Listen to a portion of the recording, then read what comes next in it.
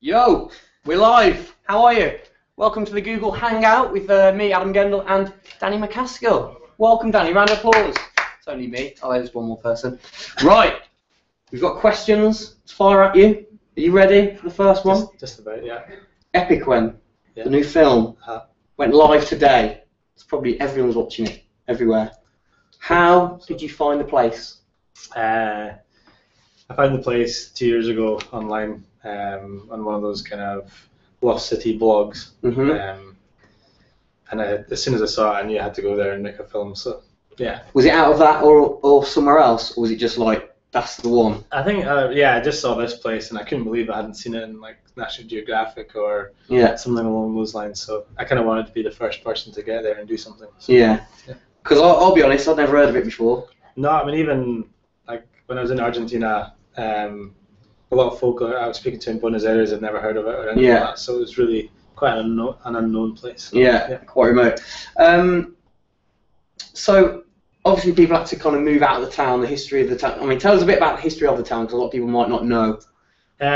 So I'm going to talk to him the whole time. Yeah. Just keep talking to me. I'm not going to go. Ignore them. Yeah, I'm not going to go. Don't worry about them. So basically, I think the history of the town goes that I think during the 70s they had a big drought, and Epecuén used to be like a sort of lakeside resort. Yeah. So okay. That's it. That's a tease. Yeah. We're off. We'll be back. Okay.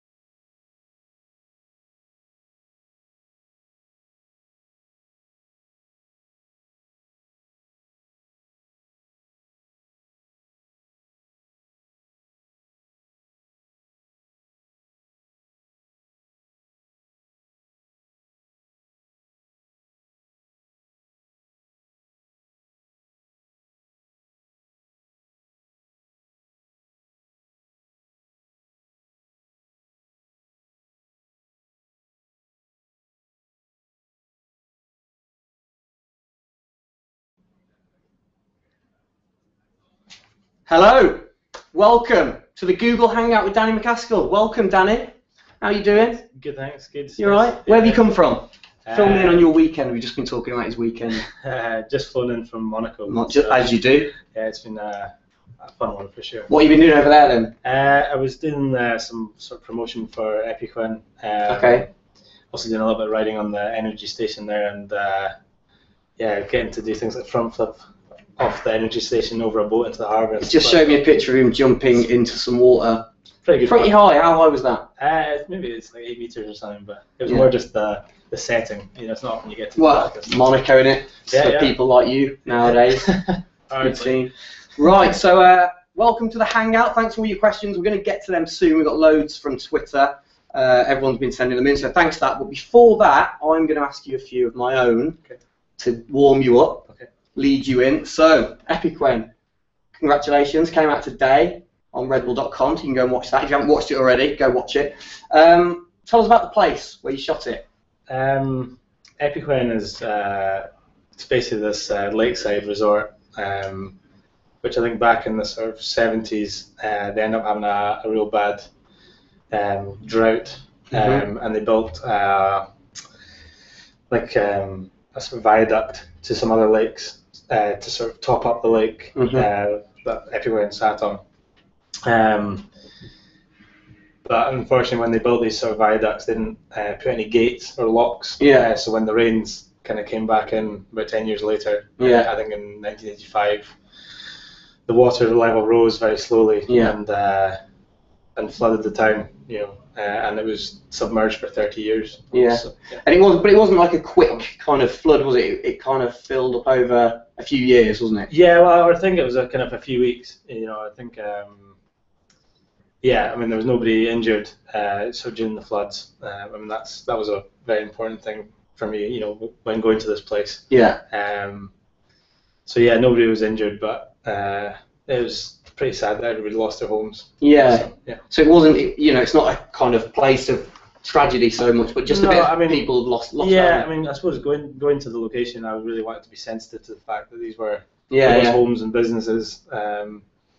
You know, and I wanted to kind of make a film that was really showed off the place. You know, it's an amazing looking place now, but you know, so people that lived there weren't going to be put out. So. Yeah, because to be honest, I'm not going to lie, I'd never heard of it.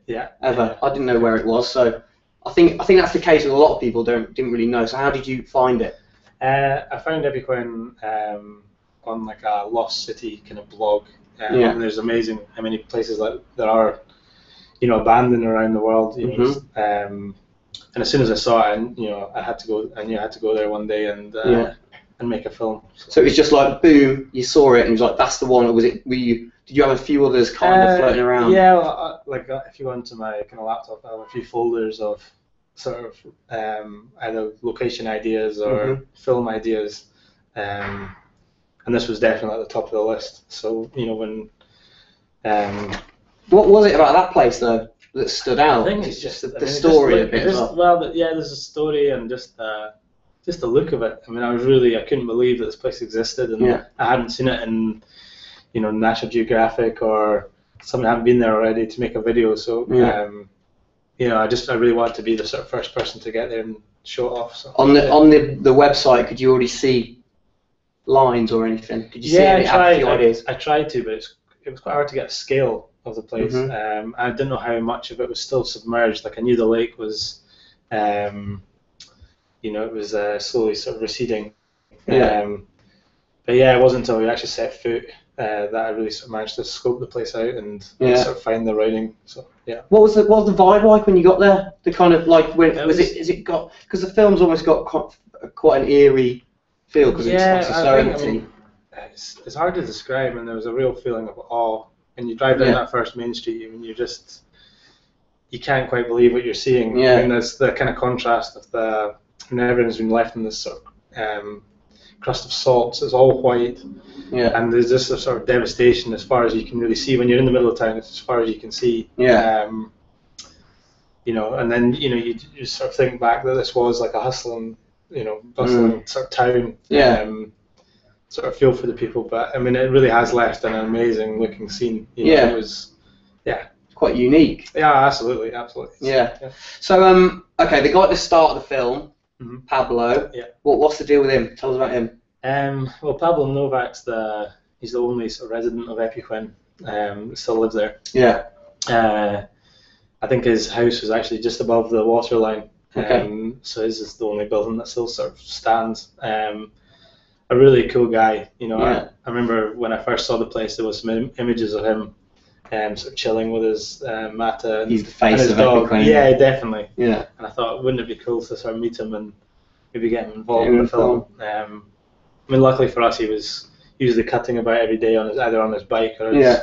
What did he do? What did he do around there? He just hangs out. I mean, he still sort of farms. He goes and sort of herds his goats about the place, and he's got this sort of Mad Max sort of style Jeep. Yeah. So this big Chevy V8 engine. You just hear him sort of razzing around. razzing around. Did he come and watch you riding? Yeah, a lot? he came down on a couple of days for a look, and it's cool to see him. And you'd also just see him cycling about. So yeah. It's awesome. Cruising around on his old banger bike he's got. Sure. All right, cool. Right, Twitter, you guys, thank you for your questions. Let's get straight in with them. You ready? Yes, I'm ready. Okay, Ross McKinley.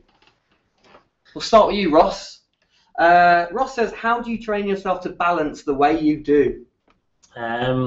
Yoga and stuff, maybe? Yeah, no, I mean, I've been riding my bike for, I've been riding trials for like 17 years, and it just sort of really takes practice. I think a lot of balance is confidence, and being sort of confident to really go to your extremes and still feel sort of comfortable that your tires are gonna still stay in the same line. So it's where you're most natural, isn't it, on your bike? Yeah, for sure. I've heard someone say that you're more comfortable on a bike than walking around. There is an element of that. Yeah. I did feel that in Epecuén quite a lot of the time, because if something snapped, like a bit of concrete or a pole snapped, at least you've got your bike in between you and the concrete. If you do it on your feet, then you don't know what's going to happen. You don't know what's going to happen. Your ankle's going to go. Yeah, exactly. With some of that. Did that freak you out? Some of the, because obviously it's not like a grass bank next to you. No. Or some of those things. If you're falling from a 10-foot wall or whatever, it's just rubble. Yeah. Spiky bits of metal.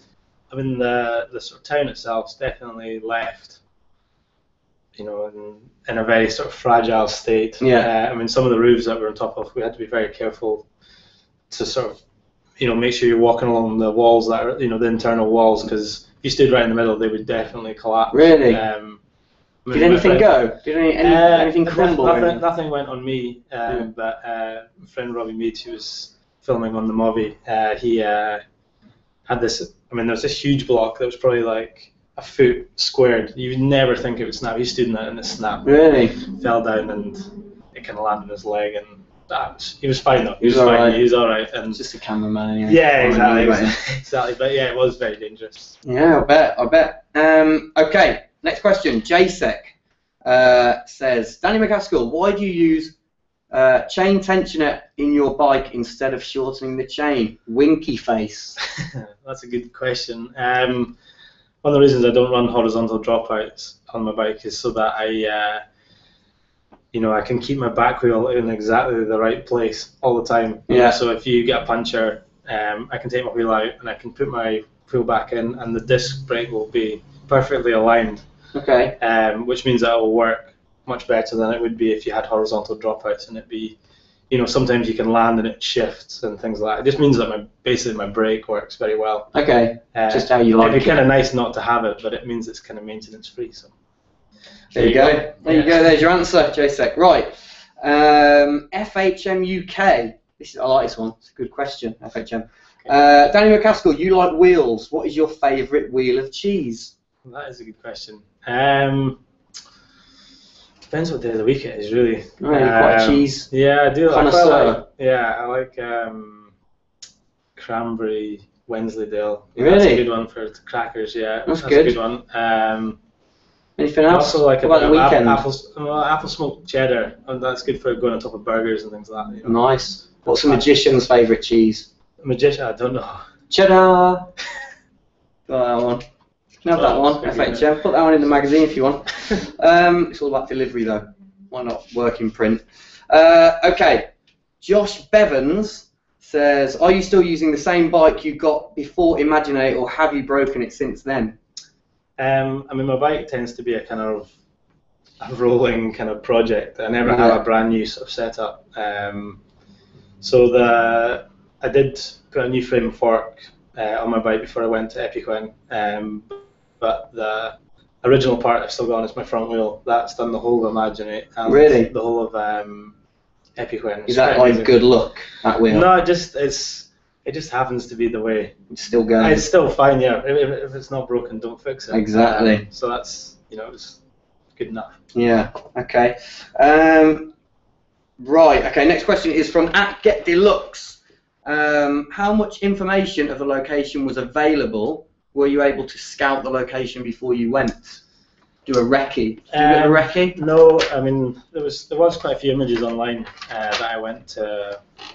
That I would scout through. I mean, I had probably hundreds of images on my computer, but it was hard to sort of tell what the soil was going to be like and things like that. So instead of actually going out there to recce first, I kind of thought may as well just get the team together and see how it is. And I guess if you go for a recce and walk, you're going to kind of want to. Well, that's it. If you were there, you're going to go. You might as well shoot. Yeah, exactly. It's it's halfway around the world, so I thought we may as well just go there and do it. And wing it. I mean, I had friends, John and George, from Vision Ramps there, and they were sort of there to help kind of piece together run-ins. There was lots of planks all over the place, so we could put some stuff down and sort of make it happen. Yeah, how did you work? So all the run-ins and stuff were generally like built there, kind of, or with a. Like I wanted to really ride the place as naturally as possible. I didn't want to go sort of knocking down walls or things like that. But there was a lot of sort of timber available on site that we could just lay down across the salt. Yeah. Which made. I guess a lot of it was run-ins were probably just sketchy, weren't they? I mean, you don't really. I suppose that's when it's that kind of more natural environment like that compared with street. That's one thing you don't see is how difficult some of the run-ins are, or sometimes there'll be, like an awkward little block that'll you have to sort of change your pedals for, things like that. It does make it a lot harder to sort of produce the higher level riding, but definitely. It's worth it, for sure. Okay, Nick Martin says, what was it like riding Epecuén? I would have thought it would be pretty extraordinary, but what was it like from your point of view, Danny? Probably really jaggedy and looked quite painful from your point of view. Yeah, no, it was a really amazing place to hang out. I mean, in the film, I mean, you just sort of see the place on these amazing sort of blue skies, and eventually we sort of get into sunsets and things like that. But every day we had these amazing sort of weather fronts that would come through. Sometimes it would be storms and stuff. Yeah, really? We had these huge big thunderclouds that roll through, and they'd be probably dropping a bolt of lightning every 6 seconds or something. Really? Just like no way. The most intense storms you've ever seen. Yeah. And or you'd see these sort of big black clouds in the horizon, and the sun would be kind of shining on the place, and it really just looked amazing. Yeah. And it's hard to sort of describe it. Well, it looks amazing in the film. So I think you did quite a good job. Yeah. So it was. I mean, it really was a pretty well place to hang out. Yeah. So where were you staying though? You didn't stay in the town, so you stayed nearby. No. Now there's like a local town nearby called Carway. Yeah. So it was quite nice to be able to sort of drive to the place in 20 minutes, and then back to the 7-star hotel back there, and nice. 7 stars. Yeah, massage every night. That's fun. It was nice. No, it was actually it was really nice. And all the locals were actually really sort of friendly, and cool. We had a good time. You can actually look on the website on rebel.com. There's a map. Once you've watched the film, go to the little explore tab, and it's got a map of where you were riding and the town and all the villages around there and everything. And you can check that out. So have a look, because then you'll kind of see where it is. You can go, maybe. Yeah. Okay. Adam Clarkson says, your legs are human shock absorbers, Danny MacAskill. What kind of diet do you need to be able to perform? Dem milk is good. That's what it dem milk. It's bad English, that, Adam. But what do you eat? I eat kind of all sorts. It depends. I do a little bit of sort of training. So I try to eat fairly sensibly, but at the same time, I just I eat just sort of good food. Try to sort of lots of chicken salads. At the flat we've got a barbecue, so I eat a lot of barbecue. Seen your chicken. barbecue, yeah. You like a barbecue, don't I do indeed. Your I do place. indeed. Yeah, I just generally try to eat fairly well, and it seems to sort of do me okay. Does you alright? Keep you strong. Yeah, exactly. Caleb says, how many times did you fall off? It's a pretty straight question, that one. Actually, in Epecuén, we managed to get away with most of the sort of setups. It's not the kind of place you want to be doing a lot of falling because of, I don't know where the nearest hospital was. Probably. Yeah, you kind of not. You didn't have any medical people with you, I'm guessing. No, I mean, we had there's Manu was there from, and I mean, he was like a kind of he was our fixer on site. I mean, we had this kind of ominous stretcher that would cart around on top of the pickup. And I was like, well, I really hope I don't end up on that thing. But yeah, I mean, you know, I had a few crashes there, but nothing too bad. Yeah, I don't actually think I didn't shed a single drop of blood the whole time. Really? So, yeah, not even a shinner. Not even a shinner. So it was. Well, you probably saw that jaggedy metal sticking up, and it made you focus more. Did you have your tetanus jabs before you went? I think I've had enough tetanus jabs when I was between like 1 and the age of 10 to last my lifetime. Last year. So you were covered. You were covered. Yeah. Okay.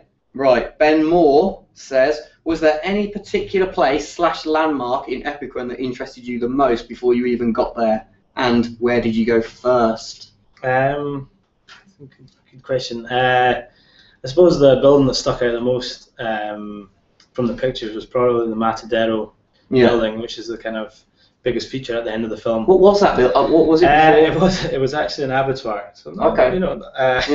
So, but I mean, it's by far the tallest structure in the place, and I knew from the pictures that I really wanted to try to jump off the sort of the Matadero writing the sign, on top. Yeah, that's a cool building. It turns out that the writing is about about 13 feet.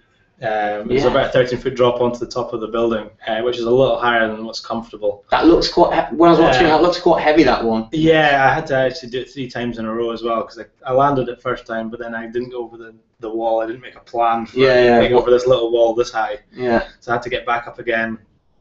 Second time I did it, my hand blew off the handlebars, and then third time I managed to do it. But I was trying to time it with this drone helicopter as well, which was pretty crazy. Some amazing shots from that thing. Yeah. The opening shot is, I think it's my favourite bit. It was definitely beautiful. Like I saw a couple of aerial shots of Epecuén, but I knew to really show how sort of vastness. Yeah, you need to get up really kind of get a scale of it. The drone was important, so yeah. Yeah, that's amazing. The opening bit, the opening shot, that's wicked.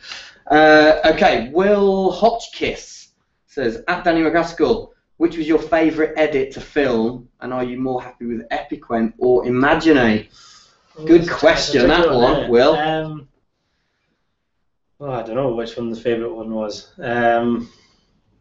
Different, aren't they? Yeah, different things. Even going all the way back to, I suppose, still the one that was probably most natural to make was the Inspired Bicycles video, way back in 2009, just because it was just myself and Dave that were filming with no, I suppose I didn't have a benchmark to necessarily try to pass, and it just all came together. I'd say, recently Epecuén was definitely one of my favourites. Myself and my friends who were we had such a good time out there, and it all happened quite naturally as well. It wasn't too much. I didn't put too much pressure on myself to really investing my riding and things. All we found the good spots. And just came together. Epecuén and Imaginate are such different films. Imaginate ended up being this very big production, although I was still working with friends. It really started taking its toll. Because we were in the dark room for like 3 months. That was a tough shoot. It was pretty for sure. Heavy going, wasn't it? I hadn't spent a lot of time on the bike beforehand, so I was really trying to produce this riding that I didn't really feel I was that capable of. It turned out really good in the end. I'm really happy with it. But it was a much bigger beast. Yeah. So to shoot Epecuén, it was a bit more. You were a bit kind of like, wow, that's done. Yeah, exactly. I actually felt a bit kind of sad leaving the place because it was. we'd really been having such a good time. So yeah. How long were you there then, start to finish for the shoot? We were out there altogether for 3 weeks. Well, 2.5 weeks on site. Yeah. I mean, Epecuén's like 700 kilometers away from Buenos Aires. Okay. So we had to do, ride and drive and all that kind of stuff. But yeah, it was a good time. Good stint. Nice. Okay, Claire says, Danny MacAskill, has there ever been anything that you were too scared to do? I'm trying to think of lines that I've been. There's definitely been some things I've called out. Yeah. Certainly some locations for the way back home that I'd kind of called out while I was injured with a broken collarbone. Yeah. That when I turned up to, there's one on one line in particular on a place Cluny Dam, which is in between Fort William and Skye. And I had planned to this kind of wall ride, hop over this block, and then do this kind of flare down on this transition at the bottom. And when we turned up to the location, I didn't really count on it being slightly damp. Yeah. The midges were horrendous as well. They're like, for those of you who don't know Scotland, you get these little flies midges. Oh, they're horrible. Horrible things. They're like air piranhas. Why are they so bad in Scotland, midges? I've no idea. Probably just because we're so hard. They need some. Maybe. To toughen us up. Something to toughen you up. Yeah, sometimes you do get to places and you're like, oh, this is not really going to work. But most of the time, after you kind of get on the bike, you can think, well, I think it's going to be possible. So yeah. Yeah, but was there anything at Epecuén that you'd seen and were kind of like, I want to do it, but maybe no, I not? think it usually just comes down to time. You tend to, after 3 days of scouting, I had like a mental list of things I wanted to do around the place, and you start off with the smaller or more technical lines to give you a good foundation, and then you move up to do the bigger. There was actually one line on the Matadero which I really wanted to do, which involved jumping off the top of the roof onto this little ledge, which my friends had to support because it would have almost definitely snapped. And the whole building would have collapsed on me. And then how did they support? They put some beams in. Yeah, put some beams up, and then I was going to land on this ledge that was 5 foot down, and then 270 off, and then fakie nose manual to like an 11-foot drop. Yeah. And that on the last day, we'd already filmed the big line in the Matadero. Yeah. I got back up and I realised this ledge was just too sketchy. The chances of me actually landing on it were so low that I was just like, you know what, we should go just do the bump from up instead. Just kind of. So was that on the last day? Yeah, that was on the last day. We had this huge day. I mean, the last day of the project was definitely by far the most ambitious. Yeah. And we had a lot of good clips. We didn't necessarily have the sort of so-called bangers. The bangers, the enders. Yeah. So on the we planned to do it the day before, but it was overcast. Yeah. So we tried to keep everything consistent, and it really ended up being on the last day that we were, doing all these big things. And I think we got the Matadero line done before breakfast, which is all right. That's pretty good going. Nice. So yeah. Are you quite aware of it when you're shooting the film and you're building up and you go, okay, I've got that little tech trick, I've got that. Yeah. Are you in the back of your mind? You go, I've got to get the bangers there. For sure. For sure. I mean, especially there's a certain benchmark of that I need to. People expect it. Well, no, it's not. It's not so much people expecting it, but it's more that you want it. Yeah, for me personally, I really want it, and for my friends who are filming it, I really want to do the best. We all want to do the best we can. So you've already kind of gone through this process, and you've got pretty much a riding film, and if you just push a little bit on this last day, then you can make it that much better. Yeah. So yeah. Definitely. Right. Okay. Daniel Leonard says an interesting one. Oh. Daniel, have you ever considered riding a BMX?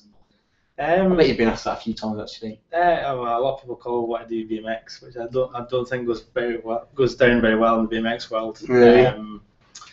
For me, I have owned a BMX before, but it doesn't really. I'm not very good in it basically. I prefer to ride street myself, so I just like my trials bike because I can go up slightly different. I can just ride things that I see, whereas I get on the BMX, I feel like it doesn't limit me because obviously, I mean, the level of BMX is insane. Yeah. Completely insane.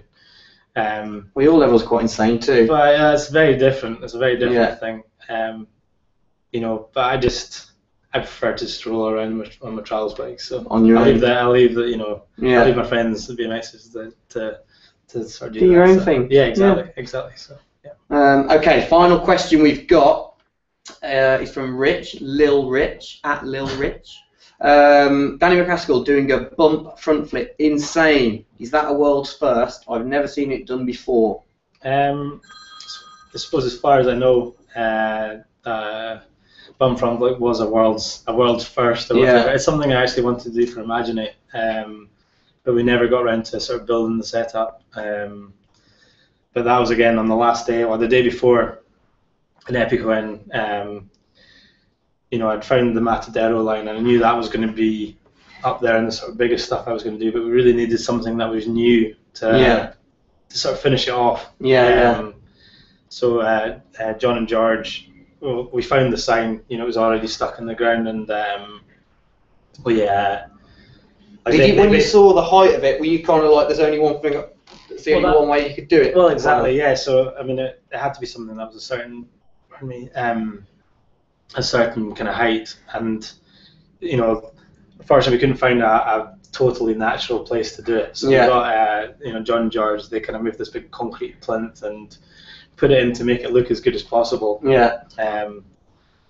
That was quite a scary one. It was like that was the last thing we did on the last day of filming. And I had to wait because the sun set right in my vision as well. So it was like running up into the. I could have really done with some sun spectacles on when I was doing it. But sun spectacles. That was such a Scottish thing to say. And then so it was cool. It was really. I mean, I'm really pleased it worked. So when you rode away from that one, you were like, yes. Yeah, I mean, job done. It was a really good feeling. And then as soon as I'd landed it, we were all kind of celebrating. It was last day and everything, and we could kind of see this cloud on the horizon, kind of coming towards us slowly across the lake. We didn't really pay that much attention. 5 minutes later, you could just see this. What was like the Mummy. You know, you get these. You get sandstorms. Proper sandstorm coming. It was like this wall of dust coming towards us, and like the wind suddenly picked up to 60 miles an hour and blowing all the camera gear all over the shop. So it was. It's perfect timing, really. Yeah, it was like the Scouter Place was telling us to leave. That's you pushed your luck. Get out now. How many times did it take to do that? I landed it. Let's go. Yeah, I landed that. It was my. I bet were you a bit like, oh? Yeah. No, it was like I was stressing. I mean, I actually had. I never normally do it, but I actually had music playing at the start. You know, I didn't really care about the audio so much. Normally, I'm so careful about that stuff. I was like stressing away. I was waiting for the sun to kind of come out from behind the clouds. I was like, we'll get it done. So it worked out. For the music for the film, because obviously, like, you got some good music on there. Is that all from you? Yeah, I mean, on the music for this it was very difficult actually. You know, we had certain shots and things that were all had to fit in the right place. I kind of wanted to kind of have not an eerie feel, but really stuff that showed off. I suppose we end up going to go in for the Jezebels again, so it has got a very sort of similar feel to the way back home. But yeah, I'm really. They're quite it's quite anthemic. Music sometimes. You kind of like that kind of. Vibe I don't know why. I don't know why it is. I mean, I listen to it when I ride my bikes. It just kind of fits in. Do you think now when you're riding as well and you see stuff, do you think from a filming perspective now? Is that more in your head now? All the time, yeah. I think sometimes it can be. I mean, sort of day to day when I'm either when I'm traveling or when I'm riding for myself or even sat in a flat on the internet, I'm always thinking about ideas for films and edits and new things.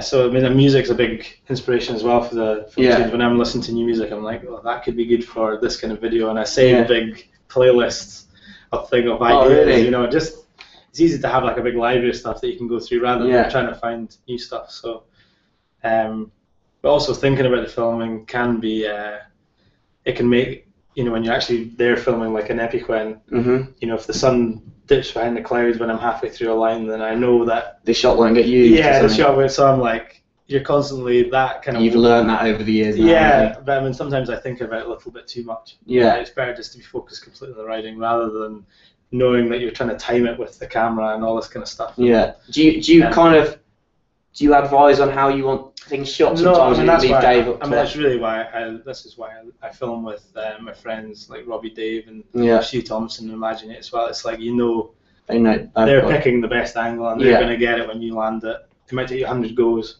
When you've landed it, they're going to get the shot.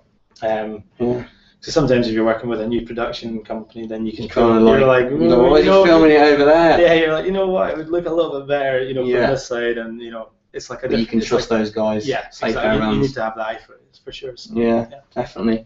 What trick took the most attempts? Was there anything that just niggled and got? There was one. I'd say one of the hardest lines I did in Epecuén was this line where it's basically a long wall and it's got 4 kind of pillars on it, and I kind of hop up in manual and kind of hop between them all. And on that one, that was a bit of a beast of a line. Like I ride a similar setup to that in Sauchiehall Hall Street in Glasgow. Yeah, that's why I saw it. I was like, I know I could do that, but that line probably took about, like I landed the one that you see in the film after 2 hours. But if you if you look closely, I do this extra hop. People probably wouldn't even notice. Maybe Charles. They will now. Like you said it. I did this one extra hop on like the second pillar, I think, and I was like, that for me is not good enough. So I tried it for another 3 hours after that. Really? And it was like 37-degree heat. So I really ran myself into the ground that day. And in the end, you settled. And in the end, I had to settle for second best, But does that get to you every time you watch it a little bit? It does. It does. I mean, especially because when I was looking through the music, I knew that sometimes you've got tunes that have got certain beats. And it's like, that goes to because it's got a rhythm to it. Yeah. And you know that if you could sort of time. I mean, Dave's done a really good job of timing it anyway. But if I hadn't done that hop, then it would go perfectly. But I'll bet you are probably the only. You and Dave the only. Yeah, it's those kind of things. It's those kind of things that you. Perfection, though, innit? Yeah, exactly. That's what wins Oscars. Exactly. I'm not saying you're not going to win an Oscar. Well, you're probably not. I don't think there's a category for this, but who knows? Who knows? Have you not seen my acting? It's pretty good. I have seen it actually. Yeah, it's pretty good. Tremendous. Pencils and blocks and things like that. You are good. You are good. Yeah. It's impressive. Right then, that is it for us. Thank you for all your questions. Thank you, Danny. Cheers. Pleasure. Cheers. Premiere tonight, isn't it? Epecuén. It's going to be good. So. Here in London. Yeah. Got your suit ready? Do it's a nice tartan number. So. Really? Yeah, it's awesome. I expect nothing less. So everyone, go and watch the film. If you haven't watched it already, it's on redbull.com. Click the link, go and explore the site, and enjoy the film. We'll see you soon. Bye. Bye.